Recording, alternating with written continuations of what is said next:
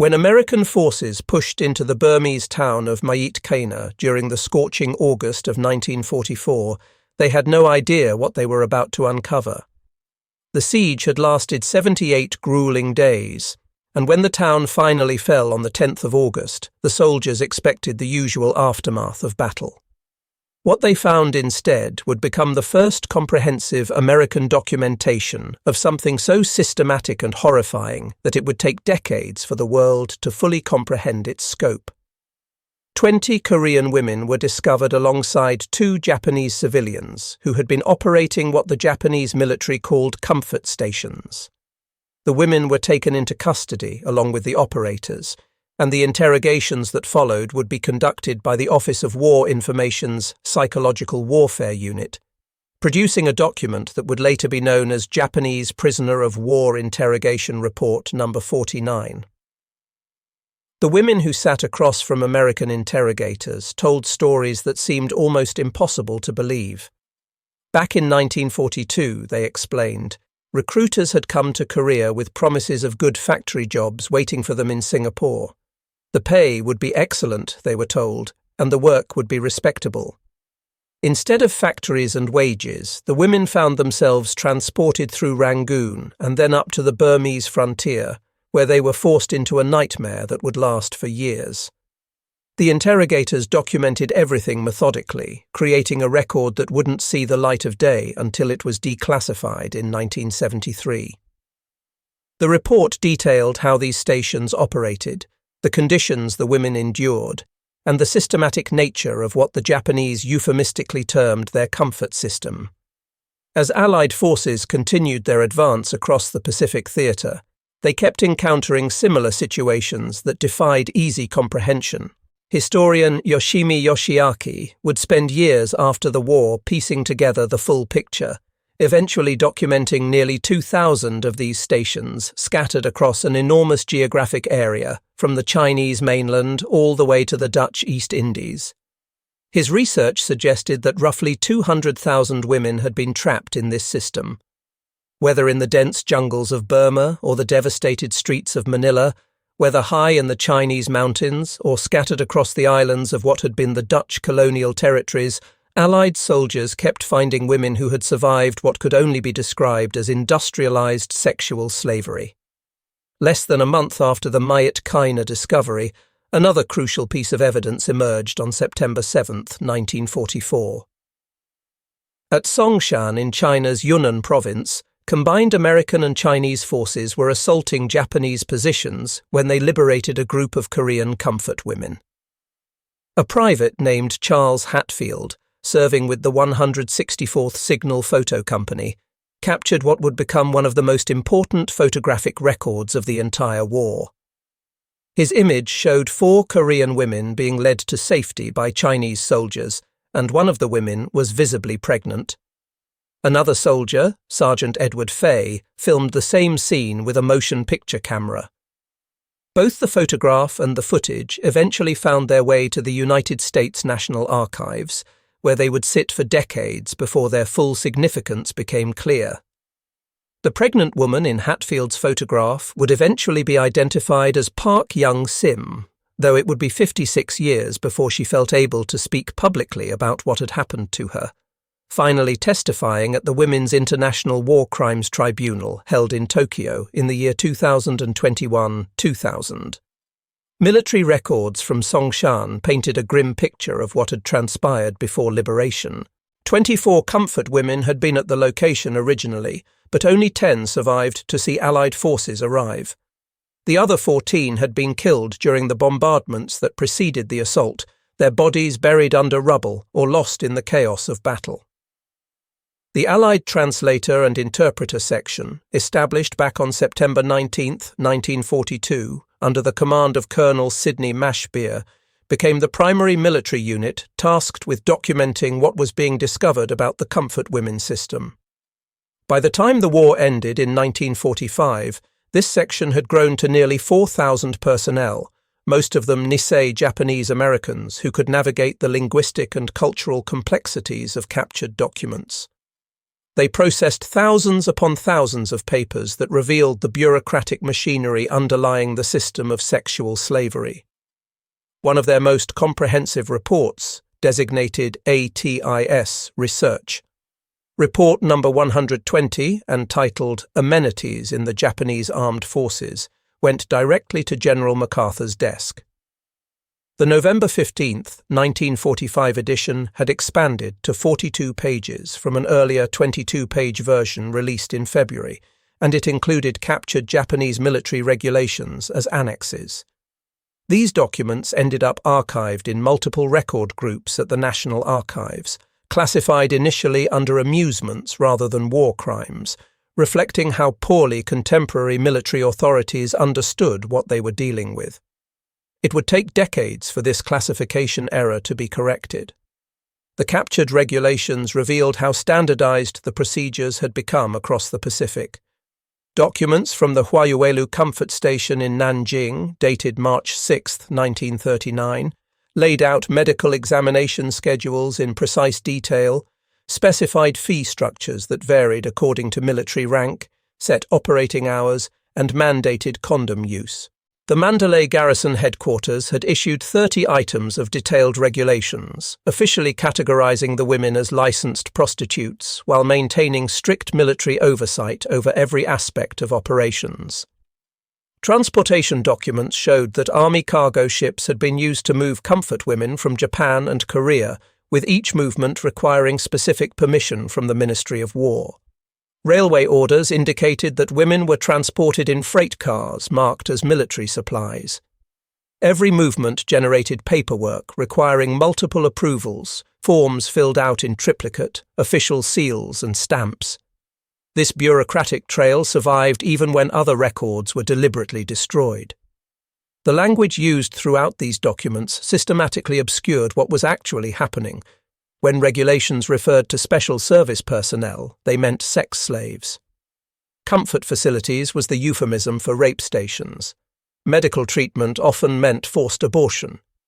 The entire category of amenities was being used to classify systematic rape as a form of entertainment for troops.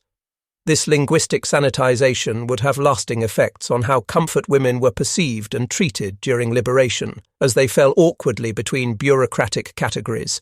Not quite prisoners of war, not civilian internees in the traditional sense, and certainly not military personnel.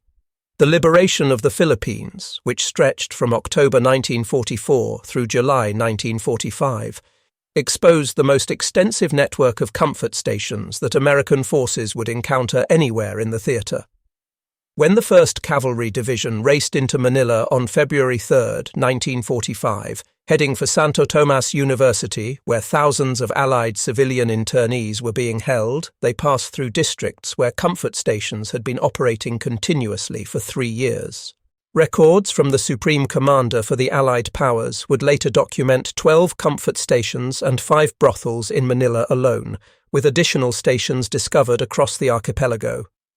There was Bayonbong up in North Luzon, Masbate in Central Visayas, and Iloilo on Panay Island, where 2 stations housed between 12 and 16 women in one location and 10 to 11 in another.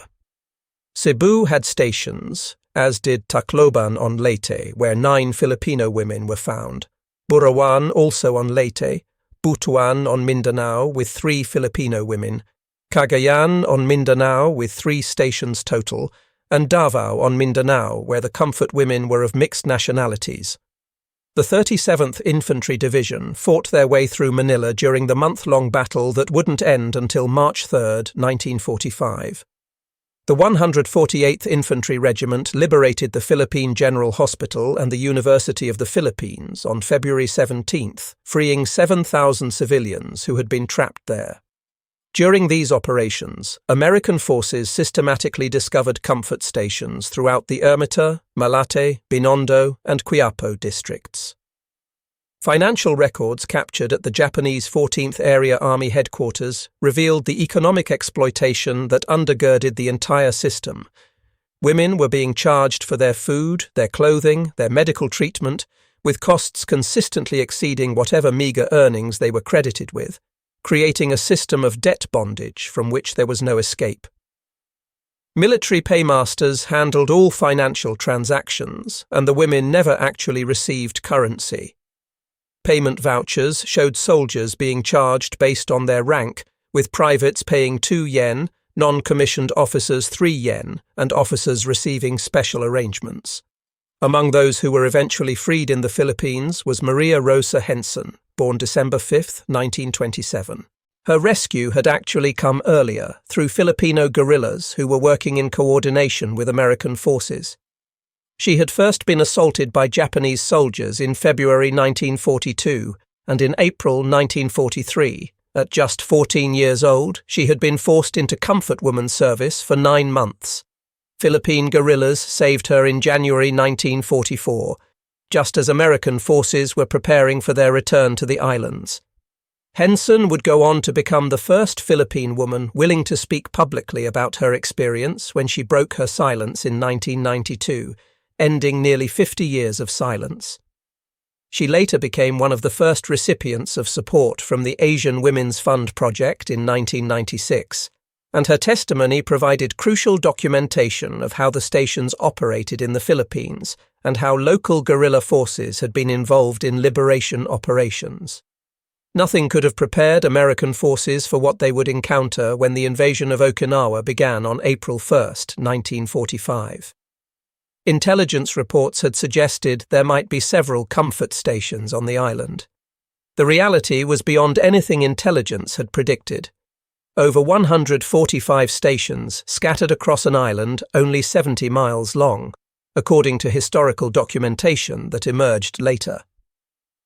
During the Okinawa campaign, which involved the 1st and 6th Marine Divisions, among other units, comfort stations were discovered in virtually every major town and at every significant military installation. The city of Naha alone contained 17 former comfort stations, according to military intelligence reports.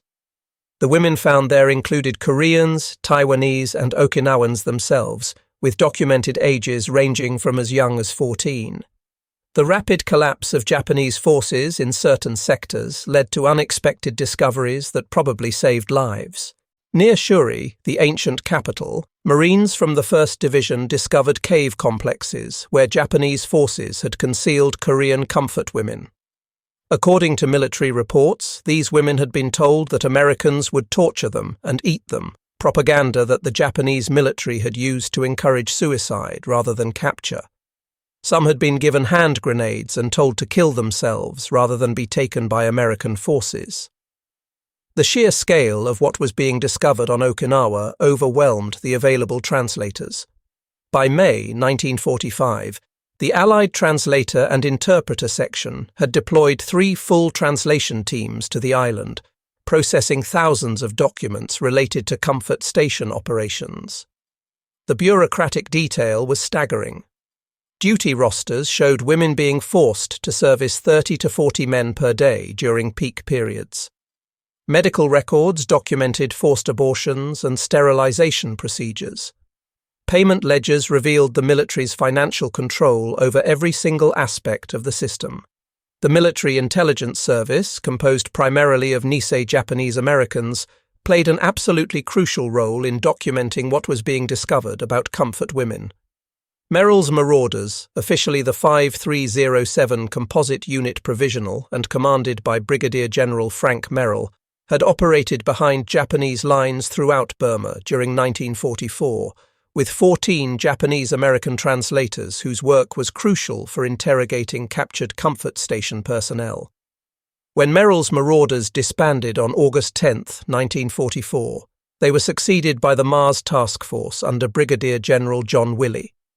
This unit included the 475th Infantry and the 124th Cavalry Regiment, each with teams of 12 Nisei language specialists who continued the liberation operations in northern Burma. These translators faced challenges they could never have anticipated in their training. The women they were trying to help spoke Korean, Chinese, Tagalog, Indonesian, Dutch, and various regional dialects. Many Korean women had been forbidden to speak their native language for so long that they struggled to communicate even with Korean-speaking translators. Cultural barriers made any discussion of sexual trauma nearly impossible, with many women refusing to speak to male translators under any circumstances. The translators processed documents that revealed a racial hierarchy built into the system. Korean women were classified as Class A, Chinese as Class B, and Southeast Asian women as Class C. Different stations served different ranks, with officer-only stations having fewer women who faced even more extreme abuse. The documentation revealed rape that had been industrialized according to military rank and racial prejudice. The liberation of the Dutch East Indies, which coincided with Japan's surrender on August 15, 1945, revealed yet another dimension to the system, the enslavement of European women. Among them was Jan Ruff O'Hearn, born in Java in 1923, who had been forced into a brothel in 1944 when she was 21. O'Hearn had been taken from Ambarawa internment camp, along with 9 other Dutch women in February 1944. They had been held at a comfort station in Semarang for 4 months before being transferred to a camp at Batavia, where they were finally liberated on August 15, 1945. She would break her decades of silence with her 1994 memoir titled 50 Years of Silence, and she testified at a United States congressional hearing in 2007, providing detailed accounts of the systematic nature of Japanese military sexual slavery that helped educate American lawmakers about what had actually happened. British and Australian forces, taking control from the Japanese, documented their own discoveries of comfort stations throughout Java. Australian naval personnel were specifically involved in repatriating Indonesian comfort women from Labuan in Borneo. The Bogor camp in West Java was established exclusively for women who had been forced into military brothels, while camps in Batavia processed 10,500 women and children in post-liberation operations. The Dutch military authorities returning to reclaim their colony initially suppressed information about comfort stations that had involved Dutch women. Records were sealed ostensibly to protect the women's honour, a decision that would delay justice and recognition for decades. When Allied medical teams examined liberated comfort women, they documented health consequences that were nothing short of catastrophic. According to the Office of War Information Report No. 49, physical examinations revealed widespread malnutrition comparable to what was found in other prisoners of war, who had experienced average losses of 32% of their body weight. Sexually transmitted diseases were endemic. Military medical reports documented high rates of syphilis and gonorrhea, often inadequately treated with toxic substances like salvarsan and arsphenamine, which caused sterility and other serious side effects. Medical teams documented evidence of forced abortions, sterilization procedures, and severe reproductive damage from repeated sexual assault. The medical records revealed brutality that was systematic and deliberate. Women presented with severe malnutrition, with weights of 60 to 70 pounds for women whose normal weight should have been 100 to 120 pounds. Diseases of nutritional deficiency were common, including scurvy, beriberi, pellagra, and kwashiorkor, conditions typically seen in concentration camps. Military medical personnel provided initial treatment using newly available sulfur drugs and penicillin, which represented a significant advancement over whatever wartime care the women had received. However, specialized psychological support for sexual trauma remained virtually non-existent given the primitive state of 1940s psychiatry. Medical personnel documented what they called hysteria, melancholia, and nervous exhaustion, terms that utterly failed to capture what would later be recognized as severe post-traumatic stress disorder. Military doctors' signatures appeared on forced abortion records, with one document from a Philippine station showing 15 forced abortions performed in a single month. Sterilization procedures were documented at multiple locations. The medical records made clear that comfort women were not viewed as patients requiring care, but as military equipment requiring maintenance. The Army's 164th Signal Photo Company provided crucial visual documentation of comfort stations across the Pacific Theatre, photographing the small cubicles where women had been held, the military-issue bedding, examination tables, and boxes of military-issue condoms. These clinical photographs, originally intended for intelligence purposes, inadvertently created a visual record of systematic rape infrastructure. The images remained classified for decades, but they showed how standardized the comfort stations had become. Whether discovered in the Philippines, Burma, or on Pacific Islands, the facilities followed remarkably similar patterns. Buildings had been converted and divided into small rooms, each barely large enough for a military cot, with communal washing facilities and medical examination rooms. The military precision of the setup was evident in every photograph. The photographers documented not just the facilities themselves, but the women at liberation. Their images showed severe malnutrition, untreated injuries, and what would later be called the 1,000-yard stare of severe trauma. These photographs, while respecting the women's dignity as much as possible under the circumstances, provided irrefutable visual evidence of systematic abuse that no amount of denial could erase. The United Nations Relief and Rehabilitation Administration, established in November 1943, managed the massive repatriation effort after the war.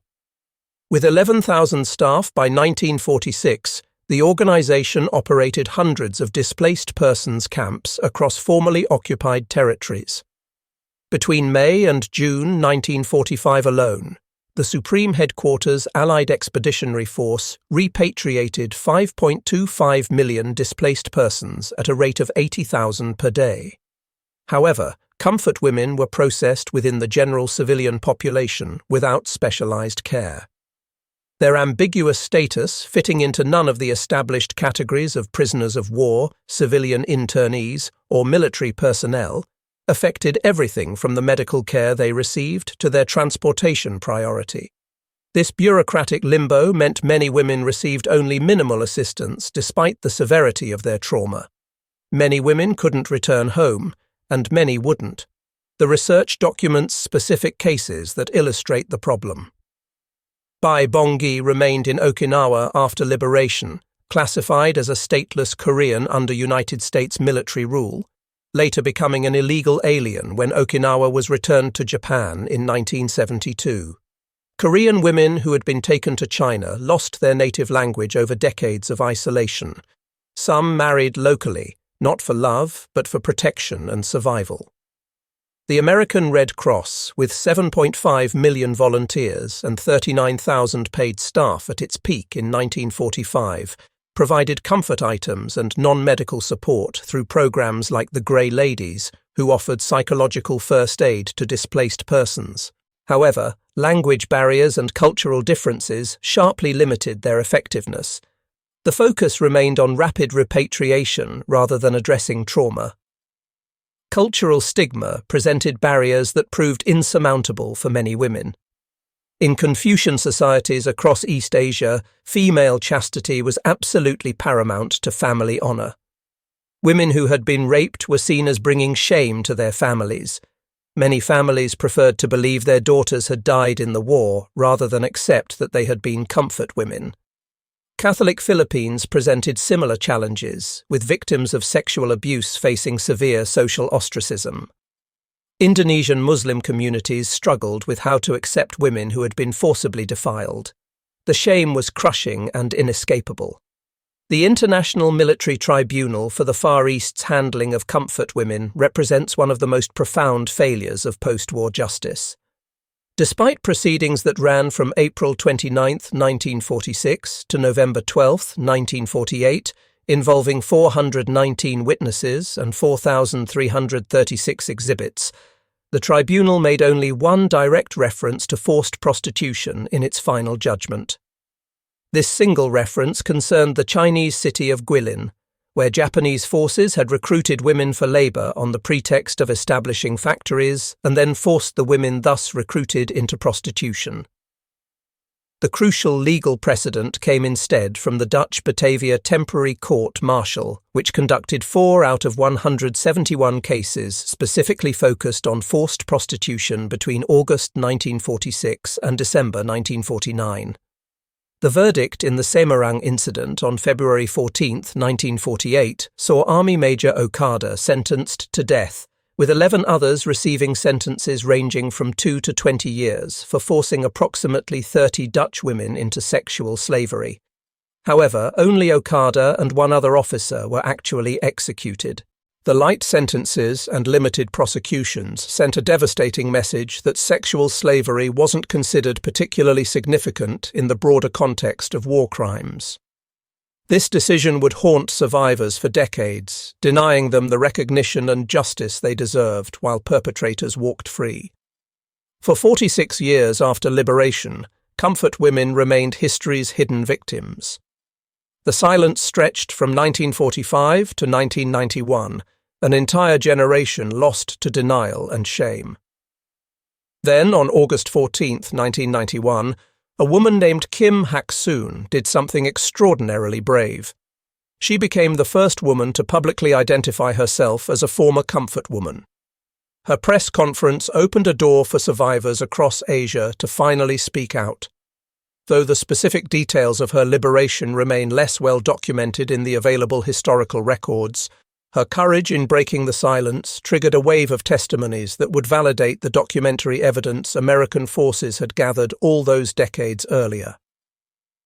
In January 1992, historian Yoshimi Yoshiaki made a discovery at Japan's defense agency National Institute of Defense Studies archives that would fundamentally transform understanding of the comfort women system.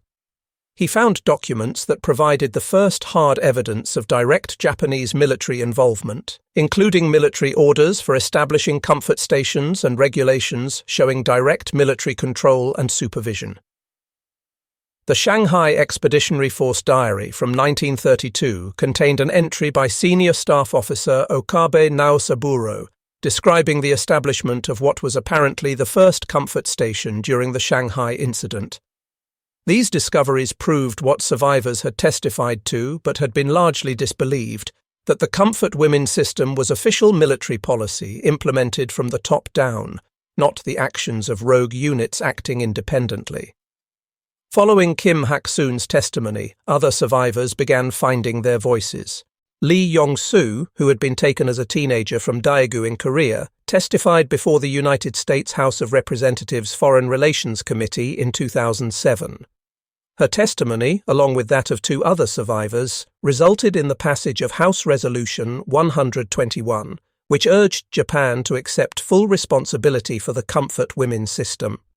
Park Young-sim, the pregnant woman who appeared in the famous Songshan photograph taken by Private Hatfield back in 1944, testified at the Women's International War Crimes Tribunal in Tokyo in 2000, finally putting a name and a story to one of the war's most iconic images. She described being taken at age 17 and enduring 3 years of sexual slavery. In 2003, she visited and identified the Nanjing Lijia Alley comfort station site where she had been enslaved before being moved to Songshan. Kang Il-chul, forcibly taken to China in 1943, couldn't return to Korea after the war ended and remained in China working as a nurse until 2000. She visited the United States multiple times to promote awareness of the comfort women issue, and her painting titled Girls Being Burnt became the motif for the feature film Spirit's Homecoming. Her experience highlighted how the comfort women system caused long-term displacement that lasted for decades. The 1990s and 2000s saw explosive archival discoveries worldwide that fundamentally reshaped understanding of the system.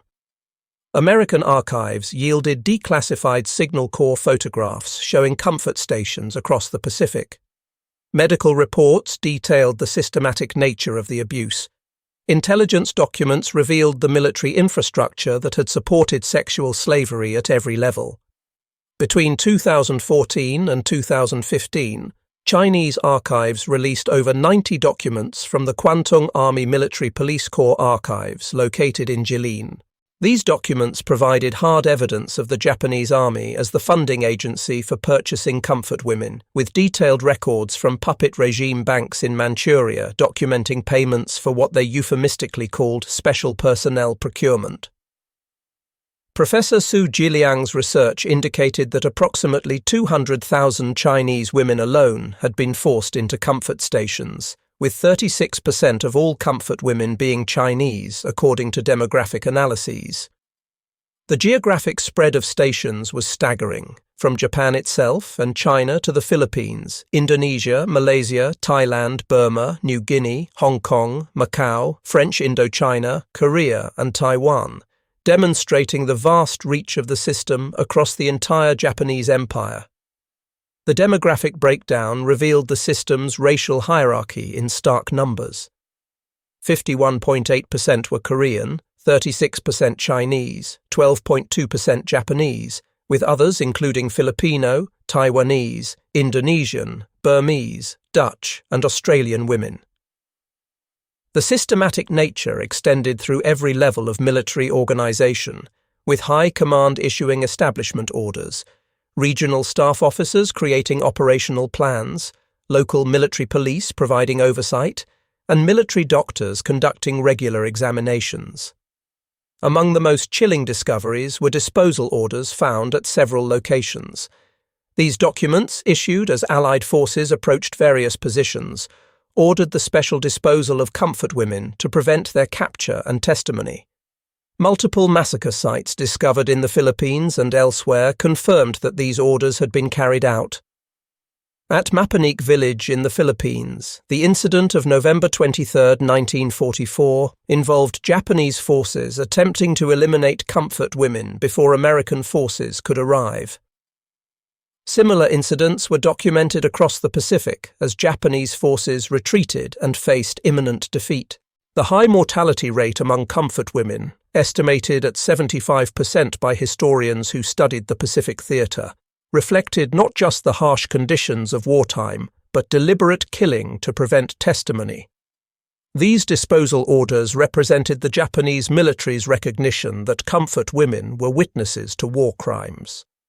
The systematic attempt to eliminate them before Allied liberation demonstrated a consciousness of guilt and showed the lengths to which Japanese forces would go to prevent exposure of the comfort women system. Japanese propaganda had significantly affected liberation efforts throughout the war. Women had been told repeatedly that Americans would torture them and cannibalize them. British accounts from Burma reported that Korean comfort women were utterly astonished to learn that the British soldiers were not, in fact, going to eat them. This terror, deliberately instilled by Japanese military authorities, made initial contact during liberation both difficult and dangerous. The propaganda served dual purposes, preventing escape attempts during captivity and encouraging suicide rather than allowing capture. Multiple reports documented women being given hand grenades with specific instructions to kill themselves rather than be taken alive by American forces. This psychological warfare continued affecting women long after their physical liberation. The effectiveness of this propaganda revealed itself in liberation operations across the Pacific theatre. Women hid from liberating forces, attempted suicide, or remained in comfort stations even after Japanese military forces had fled the area. The psychological conditioning had been so complete that many women simply could not initially comprehend that Allied forces intended to help rather than harm them. As occupation forces spread across Japan itself in late 1945, they discovered evidence that the comfort women system had extended into the home islands. Military authorities found documentation of comfort stations that had been operating within Japan, serving training bases and military installations throughout the country. Even more disturbing was the discovery that Japanese authorities had actually prepared similar facilities specifically for the occupation forces. The Recreation and Amusement Association, established before American forces even arrived in Japan, had recruited thousands of Japanese women as what they called special entertainers.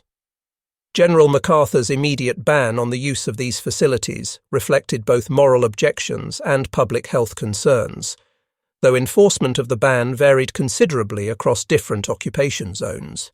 Navy documentation revealed that the Japanese military had maintained detailed statistics on comfort women throughout the entire war. These documents, quickly classified by occupation authorities, revealed the truly massive scale of the system. The bureaucratic precision evident in registration forms, medical inspection schedules, and financial records demonstrated beyond any doubt that sexual slavery had been integrated into military operations at every conceivable level. One of the most significant gaps in the historical record remains the absence of detailed first-hand accounts from American soldiers who actually liberated comfort women. The Library of Congress Veterans History Project, National World War II museum collections, and various military historical records reveal surprisingly minimal documentation from the liberating soldiers' own perspectives. Several factors help explain this notable absence. Japanese military records had been systematically destroyed at war's end in a deliberate attempt to hide evidence. The comfort women issue remained absolutely taboo for decades after 1945, with no one willing to discuss it publicly. American military documentation prioritized tactical operations over social issues. And tragically, many comfort women died during the war or were killed by retreating Japanese forces before liberation could even occur. The silence from American military personnel reflected both the shocking nature of what they had discovered and the complete lack of any framework for understanding systematic sexual slavery on this scale. The military establishment had well-established protocols for liberating prisoners of war and civilian internees, but absolutely no procedures for handling victims of organized rape. This institutional gap contributed significantly to the decades-long invisibility of comfort women's experiences. From 1945 to 1991, comfort women remained history's hidden victims, invisible in official narratives and forgotten in public memory. Government compensation programs were established for recognized prisoners of war and civilian internees, but comfort women, unclassified and unacknowledged, received absolutely nothing. The silence was maintained by all parties involved. The Japanese government destroyed records, classified documents, and flatly denied responsibility. Allied governments classified their own documents and avoided asking embarrassing questions that might disrupt post-war stability. Asian governments focused on economic development rather than advocacy for victims of wartime atrocities. The breakthrough finally came through the extraordinary courage of survivors willing to speak.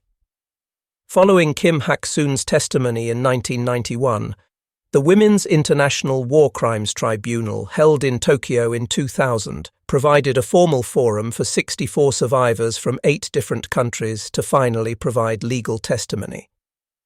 Though the tribunal lacked any official legal authority to enforce its findings, it created a comprehensive record of testimony that validated decades of hidden suffering and gave voice to those who had been silenced for so long.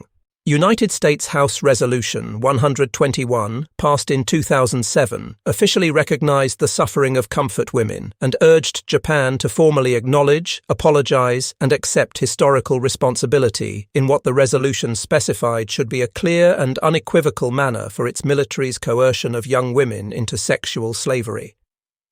This official recognition, coming 62 years after liberation, demonstrated just how extraordinarily long the journey from rescue to acknowledgement had been.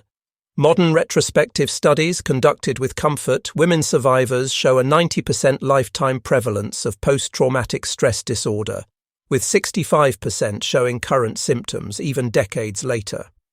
These rates are significantly higher than the 39% prevalence found among Holocaust survivors.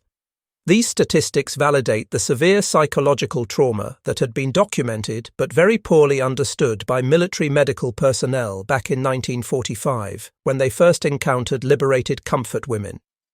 The systematic nature of the comfort women system becomes undeniable when you examine its full scope.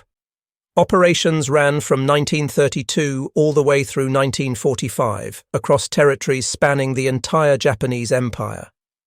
Standardized regulations were replicated across thousands of individual facilities.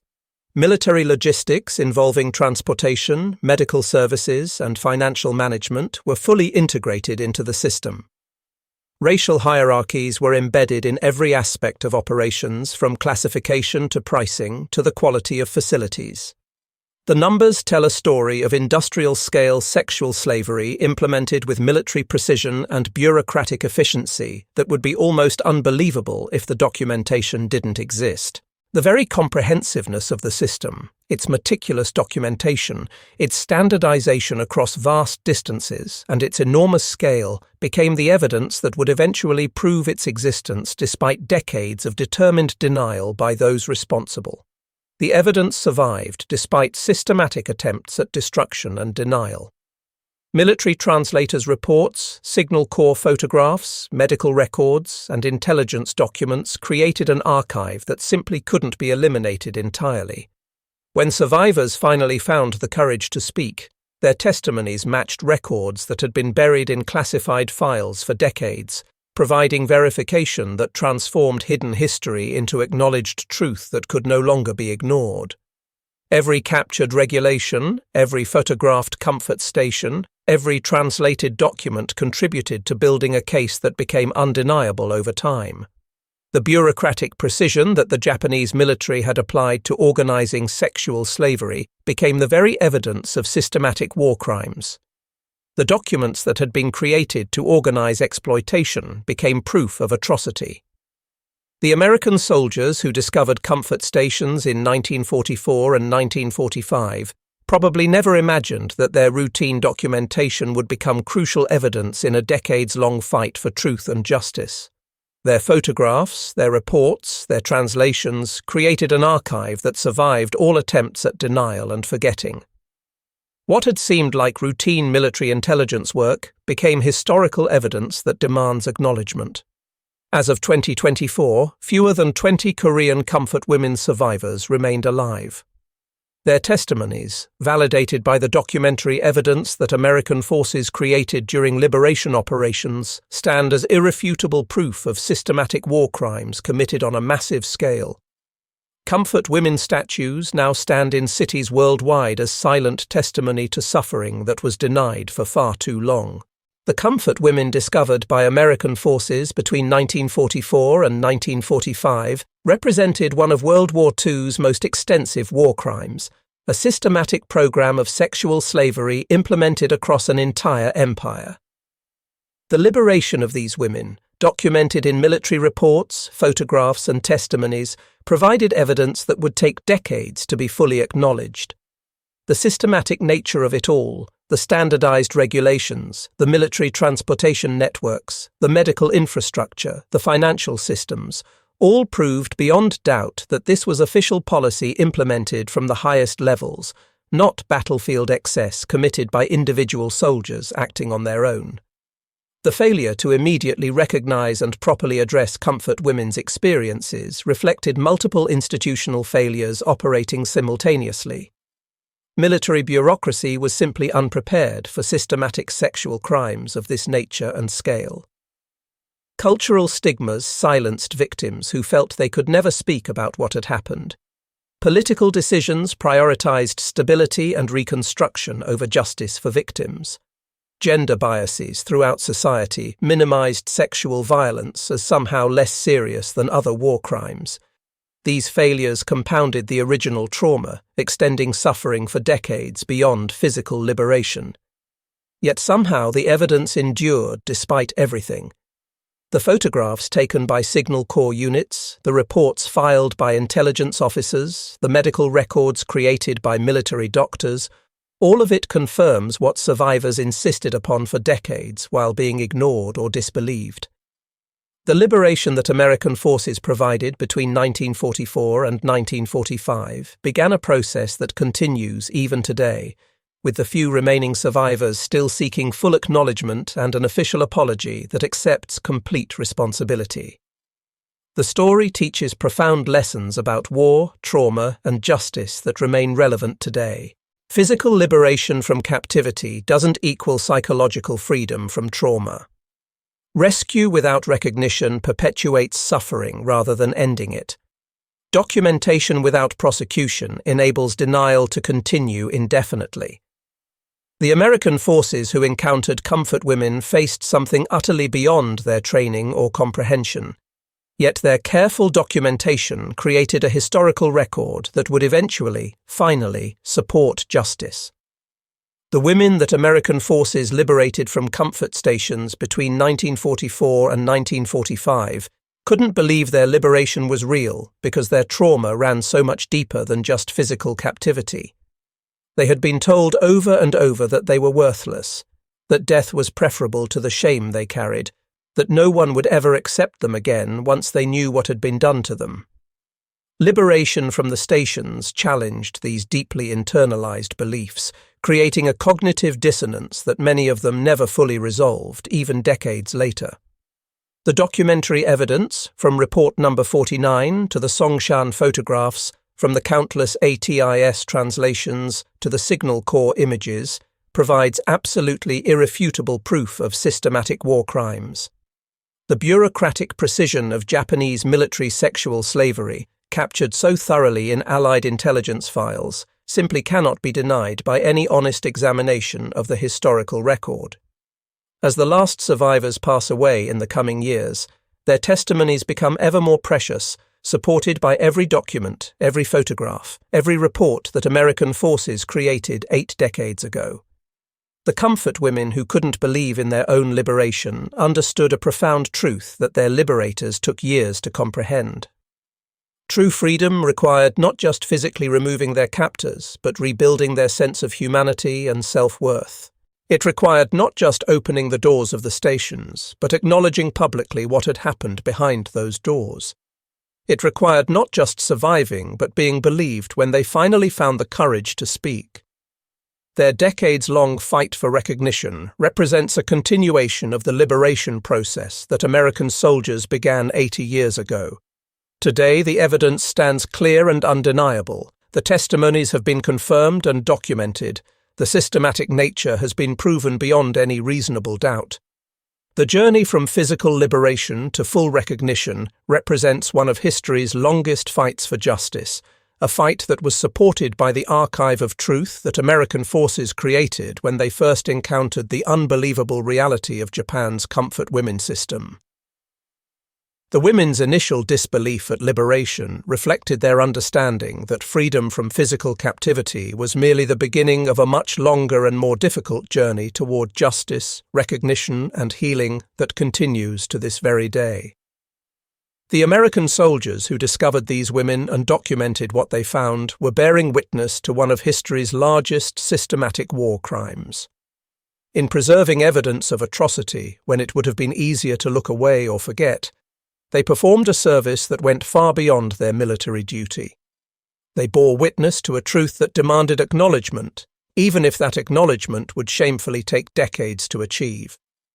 The comfort women's story challenges us to confront deeply uncomfortable truths about war, about gender, about justice, reminding us that liberation is never just a single moment in time, but rather an ongoing process. One that for these women remains incomplete even now as their numbers dwindle and time runs out for full justice to finally be served to those who suffered so terribly and were silenced for so long.